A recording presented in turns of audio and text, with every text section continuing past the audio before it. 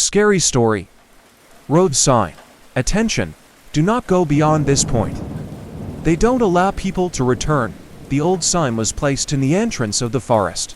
The once yellow color is rusty and the paint is peeling, with leaves twirling up the bar. There was no gate or explanation why the entrance was forbidden.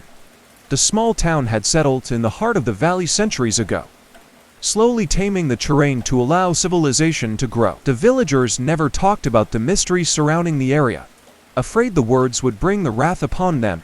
Instead they lifted crosses, giant stone monuments around the border, stained with the dripping wax of the hundreds of candles burning below it. And, every night, the people would stroll through the town chanting prayers and leaving offerings for the unknown creature roaming the forest.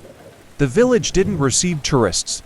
Their location wasn't even marked on the maps, so it was surprising when, one morning, a young man walked down the hill into the streets. He had a big backpack with lots of tools dangling from its sides. He greeted everyone, showing his big smile, saying he was doing a trail and stumbled on this civilization, asking where the nearest city was. The town folks looked at the man with awe. Never had someone been able to cross the forest unharmed. The man was led up north, getting instructed to never leave that direction, or else we would get lost, thanking them for the help and saying a last greeting. He disappeared in the forest. The night came in earlier than expected that day, bringing a dense mist along. The fog danced through the houses, involving everything it touched into a veil of blindness.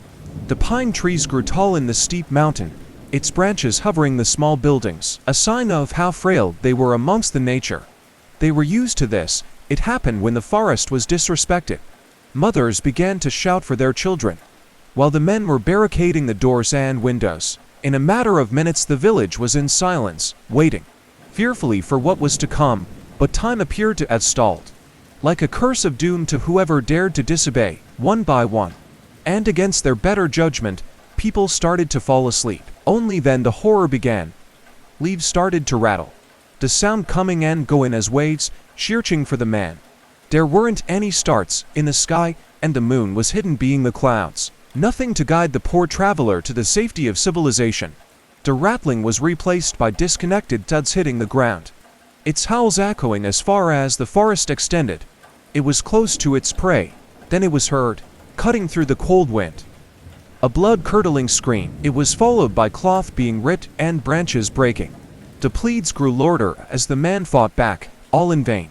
Soon the familiar sound of claws tearing the skin ended the suffering, the gashing blood starting to pour out of every wound. The same way the commotion started, it's also ended, leaving the forest to the peace of the night. A reminder for the villagers of the danger that lurks beside them, of why the sign was placed in the first place, remaining up in its stand. No one is allowed into the forest. And for the brave that choose to enter, know that the old trees will be your forever resting site.